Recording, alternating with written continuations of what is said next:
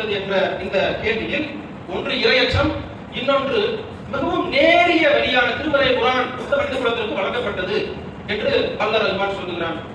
ஏழையுடைய பசியை பணக்காரர் அறிய வேண்டும், அப்படி இப்படின்னா நிறைய காரணங்கள் சொல்லுவாங்க. அதெல்லாம் இஸ்லாத்தில் இல்லை. நோன்பின் நோக்கத்தை பற்றி நபிகள் நாயகம் ஸல்லல்லாஹு அலைஹி வஸல்லம் அவர்கள் சொல்கிறார்கள், உண்டால் நோன்பு போய்விடும், புரிந்துவிடும், பருகினால் நோன்பு புரிந்துவிடும், இயல்பாழ்வில் ஈடுபட்டால் நோன்பு புரிந்துவிடும் என்று நாம் நிறைய அறிந்து வைத்திருக்கின்றோம். ஆனால் உளவியலோடு நபிகள் நாயகம் ஸல்லல்லாஹு அலைஹி வஸல்லம் அவர்கள் உள்ளத்தோடு பேசுகிறார்கள். யார் பொய்யான பேச்சுக்களையும் பொய்யான நடவடிக்கைகளையும் விட்டு விடவில்லையோ, நீங்க சாப்பிடாம இருக்கீங்க, தாய்த்த போது தண்ணீர் அருந்தாமல் இருக்கிறீர்கள், அது மட்டும் போதாது. யார் பொய்யான பேச்சுக்களையும் பொய்யான நடவடிக்கைகளையும் விடவில்லையோ அவர் பசித்திருப்பதில் தாய்த்திருப்பதில் அல்லாஹ்வுக்கு எந்த தேவையும் இல்லை என்று நமது உள்ளத்தோடு நமது மனச்சாட்சியோடு நபிகள் நாயகம் ஸல்லல்லாஹு அலைஹி வஸல்லம் அவர்கள் பேசுகிறார்கள். அதற்கு அடுத்தபடியாக அந்த